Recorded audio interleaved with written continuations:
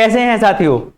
कल 31 मई को Punjab excise inspector का पेपर हुआ है और आज 1 जून को इसका जो आंसर की है वो भी PSSB बोर्ड ने अनाउंस कर दिया है।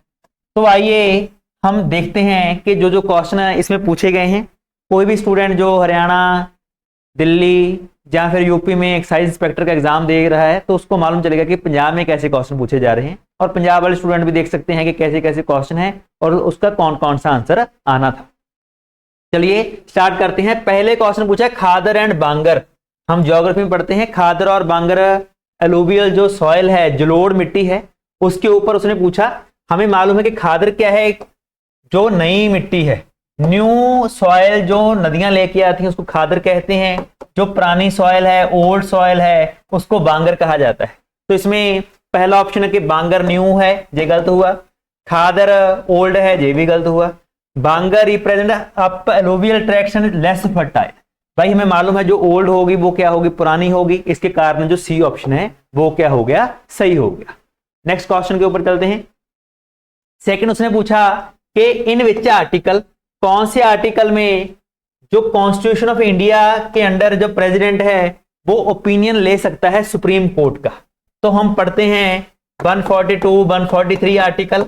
142 आर्टिकल में यही है कि सुप्रीम कोर्ट के पास पावर है कि वो कहने का मतलब है अपना जो कोई भी ओपिनियन है वो दे सकती है। और 143 में क्या है कि वो ले सकते हैं, प्रेसिडेंट ले सकते हैं। तो इसका आंसर क्या आना था, आर्टिकल 143 ऑप्शन बी। तीसरे के ऊपर फोकस कर रहे हैं। Next question, sorry, third question है BEPS, base erosion and profit shifting. ये काफी न्यूज से चल रहा है एक्चुअली टॉपिक BEPS। इसके ऊपर क्वेश्चन पूछा गया।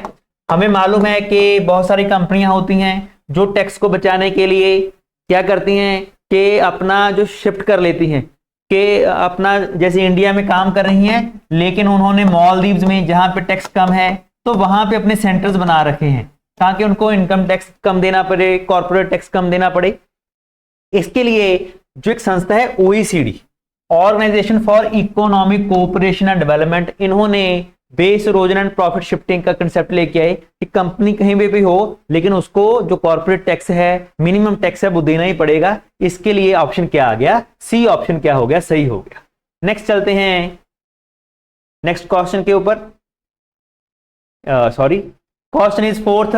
छाबहार पोर्ट के ऊपर क्वेश्चन पूछा उसने। भाई छाबहार, जो छाबहार पोर्ट है ईरान में जिसको इंडिया यूटिलाइज कर रहा है, वो इंडिया को जोड़ता है किसके साथ। क्वेश्चन ये था कि इंपॉर्टेंस है इंडिया के लिए, तो ये किस बॉडी में लोकेट कर रहा है।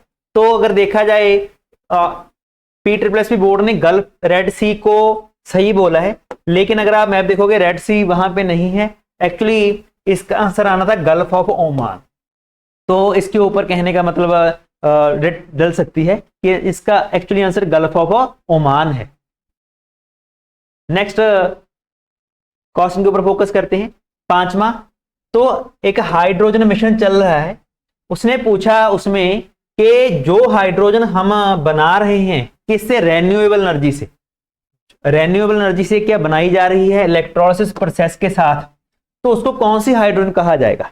तो ये काफी न्यूज में चल रहा है कि हमने हाइड्रोजन बनानी है, 5 मिलियन टन पर ईयर बनाने का हमारा लक्ष्य है। हाइड्रोजन, कौन सी हाइड्रोजन, जो विदाउट कोई प्रदूषण ना करे। अगर इलेक्ट्रोलिसिस से बनाएंगे, इससे कोई पोल्यूशन नहीं होता, तो ऐसी हाइड्रोजन को क्या कहा जाता है, ग्रीन हाइड्रोजन कहा जाता है।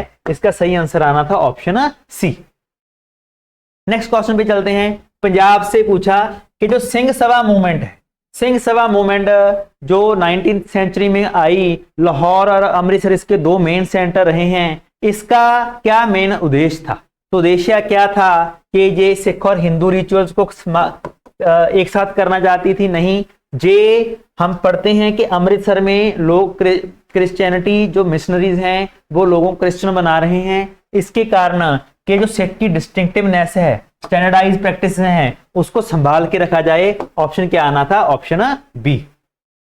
आगे पूछा INS अरिधिमान जो है, जो कमीशन किया गया है 3 अप्रैल 2026 को विशाखापट्टनम में, इसमें क्या मेन सिग्निफिकेंट है भाई? ये 3rd nuclear powered ballistic missile है, बैलिस्टिक मिसाइल सबमरीन है। तो भारत की तीसरी न्यूक्लियर बैलिस्टिक मिसाइल सबमरीन है। ये इसका आंसर सी आना था। नेक्स्ट स्काई रूट के ऊपर पूछा। स्काई रूट इंडिया की सबसे बड़ी प्राइवेट स्काई यानी कि स्पेस की कंपनी है, प्राइवेट स्पेस कंपनी है। तो 7 मई 2026 को ये क्या बन गई? इंडिया की यूनिकॉर्न कंपनी बनी है। तो यूनिकॉर्न कंपनी होती ही वो है जिसका जो वर्थ है, वैल्यूएशन है, वो 1 बिलियन या इससे ऊपर हो। तो इसका आंसर कोई ऐसा नहीं याद करके जाना था, यूनिकॉर्न कंपनी वही होती है जिसका वर्थ 1 बिलियन होता है। तो इसने पूछा कितने की बन गई, तो भाई यूनिकॉर्न बन गई तो कितना होगा? 1 बिलियन इसका आंसर आएगा। नेक्स्ट क्वेश्चन की ओर फोकस करते हैं।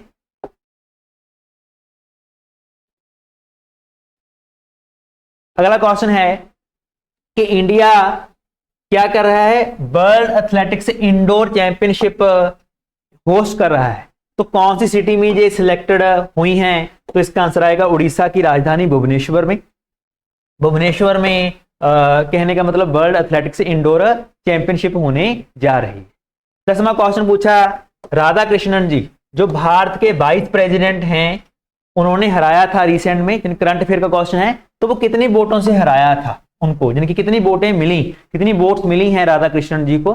तो याद में रखना, देखो 500, 400, ये 350। आप क्वेश्चन से ही देख सकते हैं कि ये बड़े ऐसा नहीं कि कई बार हो जाता है, लेकिन ऐसी वोट्स मिलनी मुश्किल है। आंसर क्या आएगा? 452। अगला क्वेश्चन है कि रिसेंट में सरकार ने यूजीसी की जो रेगुलेशन थी ना, उसमें चेंजेस किया था। अगर आपको मालूम हो, काफी इशू भी चला था कि जो एससी हैं उनको सीट्स नहीं मिली जा रही। तो उसके अंडर सुप्रीम कोर्ट ने कुछ गाइडलाइंस दी थी। तो उसने भाई देखो क्वेश्चन में ही लिख रहा है प्रोटेक्ट द फंडामेंटल राइट्स। तो हमें मालूम है, अगर जिसने पॉलिटी पढ़ी है, कि सुप्रीम कोर्ट फंडामेंटल राइट्स को बचाने के लिए कौन सा आर्टिकल यूज करती है? आर्टिकल 32 करती है भाई। आंसर इसका क्या आना था? Article 32, option B. Next question की ओर फोकस करते हैं। ये क्वेश्चन एक ना state of India environment report आई है, इसमें काफी चौंकाने वाली बातें कही गई हैं। जैसे कि इंडिया का जो 99% डेज हैं, यानी कि हर रोज के जो डेज हैं उसमें हीट वेव्स या क्लाइमेट चेंज का इफेक्ट देखने को मिला है। ज्यादा बड़े इफेक्ट है एसिडिफिकेशन के ऊपर, ओशियन एसिडिफिकेशन हो रही है। तो काफी कुछ इन्होंने बातें निकाली हैं जो एनवायरनमेंट के तौर से काफी ज्यादा खतरनाक है। तो इसने पूछा कि इंडिया जहां ह्यूमंस ने कितने जो प्लैनेट्स हैं उसकी बाउंड्री को ब्रीच कर दिया, यानी कि उसको पार कर दिया है। तो आंसर क्या आएगा इसका? ऑप्शन 6। 7 था एक्चुअली ऑप्शन में, इसके 7 था ना था, शायद डालने में गलत रह गया। नेक्स्ट चलते हैं अगले क्वेश्चन की ओर।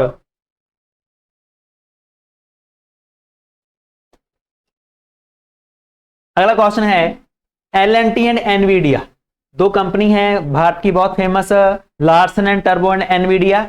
इन्होंने दोनों ने एक फ्रेमवर्क जारी किया, दोनों ने कोलैबोरेशन की है। किसके लिए? कि इंडिया में क्या बनाएंगे? AI फैक्ट्री बनाएंगे, आर्टिफिशियल इंटेलिजेंस फैक्ट्री बनाने के लिए। ऑप्शन क्या आ गया इसका? बी ऑप्शन आ गया। साथियों आजकल आपको मालूम है जैसे अपना आधार कार्ड है, ऐसे ही जो अपनी लैंड है, लैंड के लिए भी एक आधार कार्ड की तरह एक नंबर जारी किया गया है। उसने पूछा उसमें कितने डिजिट्स होंगे, तो अगर आपने देखा होगा उसमें 14 डिजिट्स डाले गए हैं। तो इसको भी याद रखना है, अच्छा क्वेश्चन है, किसी ना किसी और पेपर में भी पूछा जा सकता है। नेक्स्ट क्वेश्चन की ओर बढ़ते हैं। क्वेश्चन पूछा है SCO का जो डिफेंस मिनिस्टर की मीटिंग हुई है, उसमें इंडिया ने जो किंगडाओ में हुई थी, उसमें इंडिया ने साइन करने से मना कर दिया था। 25 की बात है, जो काफी पीछे वाला पूछा उसने। तो उसमें उसका कारण क्या था कि SCO ने जो पहलगाम अटैक था उसको क्या नहीं किया? कंडेम नहीं किया था। ऑप्शन क्या आ गया? बी आ गया उसमें, उसने उसको कंडेम नहीं किया था, इसलिए पूछा। यूनेस्को में इंडिया का जो कोल्ड डेजर्ट है उसको बायोस्फीयर रिजर्व का दर्जा दिया था 25 में, सितंबर 25 की बात है जी। तो उसने पूछा कौन से स्टेट से है, तो लाहौल स्पीति को दिया था। लाहौल स्पीति, अगर आपको मालूम है लाहौल स्पीति कहां पे है, तो ये हिमाचल प्रदेश का पार्ट है, ऑप्शन क्या आ गया, डी आ गया। नेक्स्ट क्वेश्चन की ओर बढ़ते हैं। जे साथियों थोड़ा जो क्वेश्चन कंट्रोवर्शियल है, उसने पूछा फर्स्ट पंजाबी लिटरेरी वर्क, जो पीटरसी बोर्ड है उसने इसको सुनहेड़े अमृता प्रीतम वाला इसको सही माना है, लेकिन अगर हम देखें पढ़ते हैं तो हम देखते हैं कि अगर फर्स्ट वुमेन पूछते फिर तो अमृता प्रीतम आता, लेकिन अगर हम पूछें कि फर्स्ट कौन सा है तो हम आमतौर पे मेरे साइयां जो भाई वीर सिंह पढ़ते हैं, तो दोनों में देखा जाए तो जे सही है, लेकिन उन्होंने जे लगाया, तो देखेंगे इस क्वेश्चन के ऊपर। शुभांशु शुक्ला के ऊपर क्वेश्चन पूछा कि शुभांशु शुक्ला जो हैं एक्सियम 4 मिशन में गए हैं, तो but dual historic distinction did it first, तो उन्होंने कौन सी कहने का मतलब 2 उपलब्धियां हासिल की, तो वो सेकंड इंडियन हुए जो स्पेस में गए हैं, और फर्स्ट इंडियन है जिसने आईएसएस को इंटरनेशनल स्पेस सैटेलाइट जो सिस्टम बना हुआ है अमेरिका का, वहां पे जाने वाले पहले भारतीय हैं। नेक्स्ट क्वेश्चन की ओर बढ़ते हैं। अगला क्वेश्चन पूछा उसने भाई फिजिक्स से, तो 2025 में नोबेल प्राइज मिला था क्लार्क, डेबोरेट एंड मार्टिन्स को 2025 में, तो किसके लिए मिला था? काफी टाइम इंपॉर्टेंट था, जो क्वांटम टनलिंग वाला, ये काफी न्यूज में भी रहा है 26 के, अगर आप जनवरी फरवरी का मान देखें तो टनलिंग वाला टॉपिक इंपॉर्टेंट रहा कि जो क्वांटा है, क्वांटम मैकेनिक्स है, तो उससे हम इलेक्ट्रिसिटी पास कर सकते हैं, और इसमें सबसे बड़ी बात क्या थी कि रेजिस्टेंस नहीं होगा, तो जो हमारी लाइट रास्ते में खराब हो जाती है, खत्म हो जाती है, वो नहीं होता अगर क्वांटम टनलिंग कंसेप्ट होगा, इसलिए इसका आंसर सी आना था। नेक्स्ट क्वेश्चन की ओर चलते हैं। एक्टर हुए हैं ममूटी, इनको 26 में अभी पद्म अवार्ड दिया गया है, तो कौन सा मिला? तो आंसर फैक्चुअल क्वेश्चन था, कौन सा मिला है? पद्म भूषण मिला है अवार्ड इनको, इसके लिए क्वेश्चन आया था। नेक्स्ट क्वेश्चन की ओर बढ़ते हैं। नेक्स्ट क्वेश्चन है कीर्ति किसान पार्टी, एक कीर्ति किसान पार्टी, नौजवान भारत सभा, इन दोनों का मेन लक्ष्य क्या था? मेन किसके ऊपर फोकस करते थे साथियों? तो हम देखते हैं कि दोनों पार्टियों का main anti imperialistic politics, socialist and communistic ideas, इसके ऊपर था। नौजवान भारत सभा आपको मालूम है कि भगत सिंह की पार्टी है, इनका मेनली क्या था कि जो प्राइवेटाइजेशन है, इंपीरियलिस्टिक पॉलिटिक्स है, उसका क्या करना, खत्म करना। अगला क्वेश्चन है, अभी जो आपने देखा दिवाली में कारें सस्ती हुई थी, तो उसके ऊपर क्वेश्चन पूछा कि जो जीएसटी काउंसिल की मीटिंग हुई है, तो उस जीएसटी काउंसिल में कौन कौन सा जो टैक्स है उसको क्या किया गया, खत्म किया गया, एंड कौन सा लग्जरी टैक्स सिन टैक्स लगाया गया। तो आपको याद होगा बार बार आया कि जो प्रोडक्ट्स हैं टोबैको वाले, सिगरेट वाले, उसके ऊपर 40% टैक्स लगाया, और 12 एंड 28% वाला अबॉलिश कर दिया गया। हमने देखा इसको कौन सा रखा है, 5 और 18 वाला, इसको ही रखा गया है। तो ऑप्शन क्या आ गया इसका? ऑप्शन ए आ गया। नेक्स्ट क्वेश्चन की ओर बढ़ते हैं। नेक्स्ट क्वेश्चन क्या है कि पीएम मोदी ने जो जीएसटी रिफॉर्म्स लिए थे, यही वाले कि टैक्स खत्म कर देंगे, ये बात कहाँ की थी? तो आपको याद होगा इंडिपेंडेंस डे वाले दिन उन्होंने कहा था कि हम क्या करेंगे, जीएसटी में रिफॉर्म्स लेके आएंगे। ऑप्शन क्या आ गया? डी आ गया। दिव्या देशमुख काफी इंपॉर्टेंट है भाई, चेस प्लेयर है, ऐसा क्वेश्चन भी पूछा जाता है कि दिव्या देशमुख का किसके साथ अटैच है, तो चेस प्लेयर है।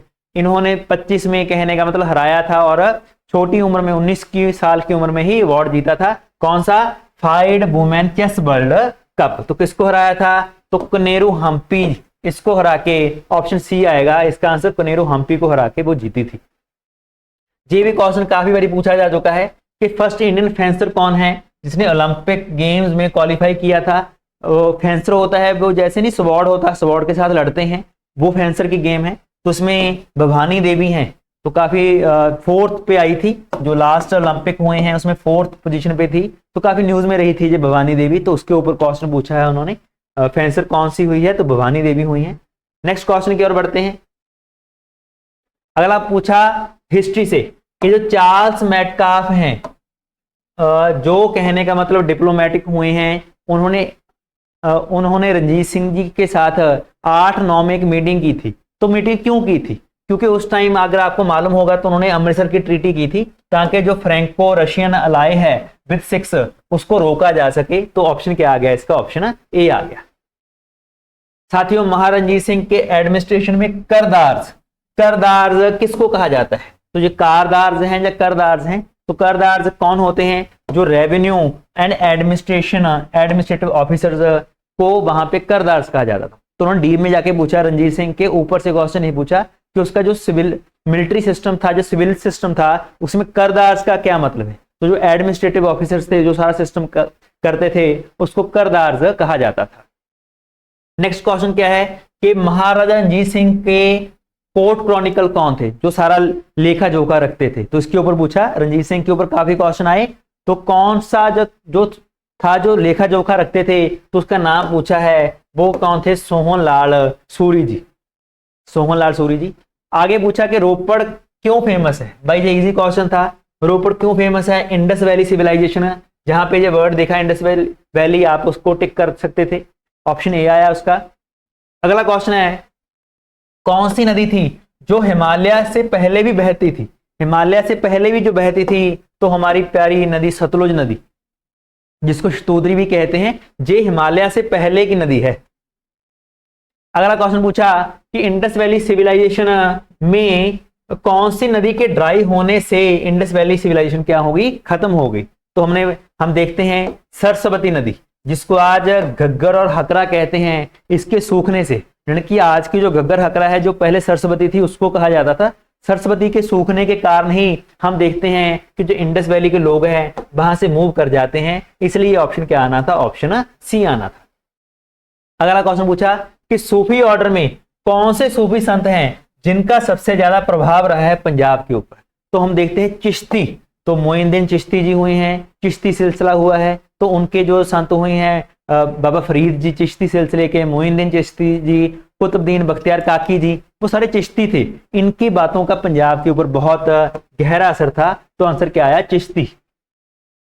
बुल्ले शाह जी के गुरु का नाम पूछा है भाई, तो अगर आपको मालूम था कि बुल्ले शाह जी कौन से सिलसिला से बिलोंग करते थे, तो आप आंसर निकाल लेते, वो कादरी थे, कादरी सिलसिला के कहने का मतलब बिलोंग करते थे, इसलिए इसका आंसर है इनायत शाह कादरी आना था, ऑप्शन क्या आना था, बी।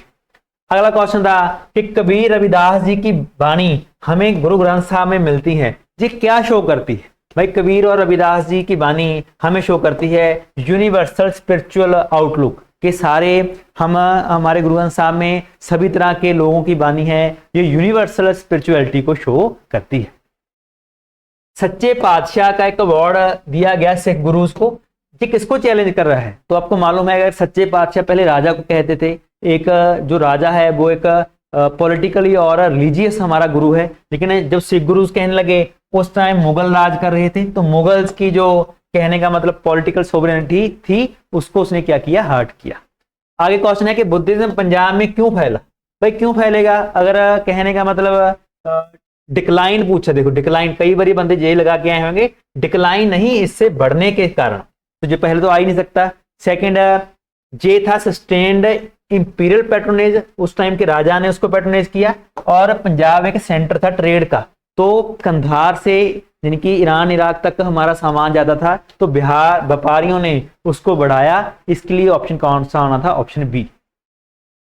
अगला क्वेश्चन है कि गुरु नानक देव जी ने मक्का जो उदासी की, वो कौन सी उदासी थी। तो मक्का बिल्कुल वेस्ट में आता है, तो हम देखते हैं कि पहले वो कहाँ गए, ईस्ट गए, फिर वो कहाँ गए, साउथ गए, फिर वो कहाँ गए, नॉर्थ गए, फिर वो कहाँ गए, वेस्ट में गए। तो उन्होंने पूछा कि मक्का, अगर आपको मालूम है कि मक्का कहाँ है, वेस्ट में है, तो जो कौन सी उदासी थी, फोर्थ उदासी थी, तो आंसर क्या आना था, फोर्थ। अगला सरबत खालसा, पंजाब में एक सरबत खालसा होता था कि जब कोई इशू आ जाए तो सारे जो सिख्स थे वो एक साथ गुरु ग्रंथ साहब के सामने बैठते थे और अपना जो क्या उनका उद्देश्य है, क्या वो चाहते हैं, उसको पूरा करते थे, उसलिए सरबत खालसा था। तो इसमें हम देखते हैं कि स्टैंडर्डाइज रेवेन्यू सिस्टम ये तो नहीं आ सकता, पोर्ट पोएट्स नहीं आ सकता, state theological and Sikh religious doctrine ये भी नहीं आ सकता। तो कौन सा आएगा, पहला आएगा, कलेक्टिवल पॉलिटिकल डिसीजन लेना था उन्होंने सरबत खालसा में। आगे चलते हैं, नेक्स्ट क्वेश्चन। नेक्स्ट क्वेश्चन है भाई, हु गेव द स्लोगन पगड़ी संभाल जट्टा। पगड़ी संभाल जट्टा किसने दिया है। तो हम देखते हैं कि अजीत सिंह जी द्वारा as a part of anti colonial act Pagdi Sambhal जट्टा का जो स्लोगन है वो अजीत सिंह जी द्वारा दिया गया है। ऑप्शन क्या आया, एक आया। कोमगाटा मारू जो इंसिडेंट है 14 में हुआ, ये क्या दिखाता है, तो क्या दिखाता है कि institutionalise racial exclusion in Canada, Canada में जो घटना हुई तो इंडियन माइग्रेंट्स को निकाल दिया गया, किसके बेस के ऊपर, रेशियलिज्म के ऊपर, तो उसको दिखाता है। नेक्स्ट क्वेश्चन पूछा कि गदर मूवमेंट जो 13 और 15 में हुई, ये कैसे अलग है स्वदेशी मूवमेंट जो 1905-8 से हुई। अगर आपको मालूम है कि गदर मूवमेंट क्या थी, जो इंडिया डायस्पोरा जो बाहर गया हुआ था, उसने कहा कि हम आर्म्ड रिवेलियन करेंगे, हम हथियार उठा के क्या करेंगे, रिवेलियन करेंगे, इसलिए ऑप्शन क्या आ गया, बी ऑप्शन इसका आंसर आया। अगला क्वेश्चन चलते हैं, क्विट इंडिया मूवमेंट। जो क्विट इंडिया मूवमेंट है तो पंजाब में उसका रिस्पॉन्स कैसा था क्विट इंडिया मूवमेंट का, क्योंकि भाई 42 का समय चल रहा है, हिंदू मुस्लिम काफी गिनती में है, तो हम देखते हैं कि मुस्लिम होने के कारण काफी लिमिटेड पार्टिसिपेशन था लोगों का, क्योंकि जो ब्रिटिशर्स हैं वो काफी रिप्रेस भी कर रहे थे, और साथ साथ में रिलीजियस फ्रेगमेंटेशन होने के कारण इतना ज्यादा सपोर्ट नहीं हुआ। ऑप्शन क्या आएगा, ऑप्शन बी आएगा। तो साथियों, ये 42 क्वेश्चन पूछे गए हैं जो एक्साइज इंस्पेक्टर का एग्जाम हुआ है। मैं आस करता हूं कि आपको सारे क्वेश्चन के आंसर मिल गए होंगे। ऐसे ही हमारे चैनल को आगे देखने के लिए, नई नई वीडियोस देखने के लिए हमारे चैनल को सब्सक्राइब करिए। धन्यवाद।